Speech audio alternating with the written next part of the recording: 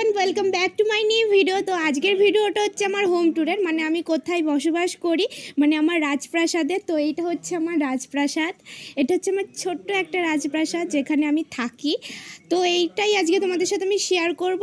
তো বাইরেটা দেখে নিলে, এবার চলো ভেতরটা গিয়ে দেখি। তোমার বাইরেটা দেখে নিলে, আর এখন এই যে এটা হচ্ছে আমাদের ছোটোখাটো ডাইনিং রুম বলতে এখানে সবাই বসে টিভি দেখে। এখানে মা ঠাম্মা সব বসে আছে, সব হাই করে দাও, ক্যামেরার দিকে হাই করো। তো হলো, তো তারপরে এই ডাইনিং রুমের পাশেই হচ্ছে আমার রুম, মানে আমার রুম বলতে এটা কাকারদের রুম, কিন্তু কাকারা যেহেতু বাইরে থাকে ওর জন্য আমি আর ঠাম্মা এখানেই শুই। আর যেহেতু আমাকে পড়াশোনার জন্য এখানে একাই থাকতে হয়। আর এই যে এটা একটা আমার ছোটোখাটো রুম। তো এই রুমটা হচ্ছে কাকাদের, কিন্তু আমরা থাকি। আর ওইখানে আমার একটা ফটো ফ্রেম আছে, যেটা আমার খুব প্রিয় একটা জিনিস। তো এই ঘরটা দেখে নিলে, এবার যাব আমাদের আসল ঘরে, মানে এটা আমাদের আসল ঘর। তো এখানে আমি থাকি না, যেহেতু আমার পড়াশোনা করতে হয়। তোমাদের আগেই বললাম আমাকে ওই ঘরে থাকতে হয়। আর বাবা এলে মা বাবা এখানে থাকে। আমার বাবা যেহেতু বাইরে থাকে, তাই বাবা এখানে সবসময় থাকে না আমাদের সাথে। আর এখানে আমাদের একটা সিংহাসন আসছে, যেখানে আমরা পুজো দিই ছোটোখাটোর মধ্যে। ওপরে হয়তো আরও বড় করে হবে। আর এই যে এখানে একটা আমার বাবা গণেশ বানিয়েছে নিজের হাতে, কত সুন্দর দেখো। তো এই রুম দুটো দেখে নিলে, এখন যাব আমরা আমাদের নিউ রুমে, যেটা এখন মানে কিছুদিন আগে রিসেন্টলি হলো। তো এই যে এটা হচ্ছে আমাদের নিউ রুম, যদিও এখনও অনেক কাজ বাকি, এখনও কিছুই হয়নি। আর এই যে এখানে একটা ফ্রিজ আছে, আর আমাদের এখানে ডাইনিং টেবিল আছে যেখানে আমরা খাওয়া দাওয়া করি। আর এখানে একটা কিন্তু কিচেন আছে, মানে এখানে আমরা রান্না টান্না করি। আর এটা কিন্তু ওপেন কিচেন। আর এই রুমটার পাশেই কিন্তু আছে আমাদের বাথরুম। তো বাথরুমটা একবার এক চান্সে দেখে নাও, বাথরুমটা বেশি দেখি লাভ নেই। তো চলো এখন যাচ্ছি আমরা ওপরে।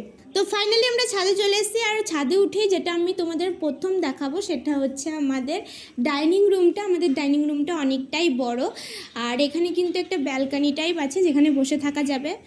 আর এটা হচ্ছে আমার কাকার ঘর, যেটা খুবই বড় এবং খুবই সুন্দর, যেটা সুন্দর করে বানালে খুবই ভালো লাগবে। তো এবার আমি দেখাবো আমার রুম, মানে আমার একটা ড্রিম রুম, যেটা আমি বানাবো খুবই শীঘ্রই। তো এইটা হচ্ছে আমার রুম। আমার রুমটাও কিন্তু অনেকটা বড়, প্রচুরই বড় আমার রুমটা। তো এখানে একটা বক্স জানলা করেছি, আর অনেক আশা আছে এই রুমটাকে নিয়ে সুন্দর করে সাজানোর জন্য। জানি না কতটা কি ফুলফিল হবে, বাট অবশ্যই চেষ্টা করব। তো দেখে নিলে এই রুমটা। তো তারপরে আমার অ্যাটাচে আছে কিন্তু বাথরুম। এখানে আমার একটা বাথরুম হবে, অ্যাটাচ বাথরুম। তো বাথরুমটা দেখিয়ে দিলাম, এবার দেখাবো তোমাদের ছাদটা। তো চলো ভিডিওটা দেখতে থাকো। তো এবার আমরা যাব আমাদের ছাদে, যেখানে আমি বেশিরভাগ টাইমই যাই। মানে আমার ছাদটা খুব ভালো লাগে, আর আমাদের ছাদের মানে ভিউটা জাস্ট দারুণ, মানে সমস্ত কিছু দেখা যায় খুব সুন্দরভাবে। আর এখানে একটা জানলা করেছি মানে আমি বলে করিয়েছি এই জানলাটা। আর এখানে একটা বড় জানলা আছে। তো চলো আসো উপরে দেখাই তোমাদের। তো এটা আমাদের চিলে কোঠা, আর এটা হচ্ছে আমাদের ছাদটাও কিন্তু অনেকটা বড়। আর এখানে যত সম্ভব আমাদের একটা মানে ঠাকুর ঘর হওয়ার কথা আছে, বেশ বড় করে। আমার মায়ের একটা ভীষণ শখ যে এখানে একটা বড় করে ঠাকুর ঘর বানাবে, সেটা হবে। এখন মানে কাজ বলছি না সেরকমভাবে শুরু হয়নি। তো ঠাকুর ঘরটা যখন হবে তোমাদের সাথে আবারও শেয়ার করব। তো এইটা আমাদের ছাদ, দেখে নাও তোমরা একবার। তো আমার ভিডিওটা এই পর্যন্তই। ভিডিওটা কেমন লাগলো অবশ্যই জানিও। আর আমার হোম ট্যুর এইটুকুই।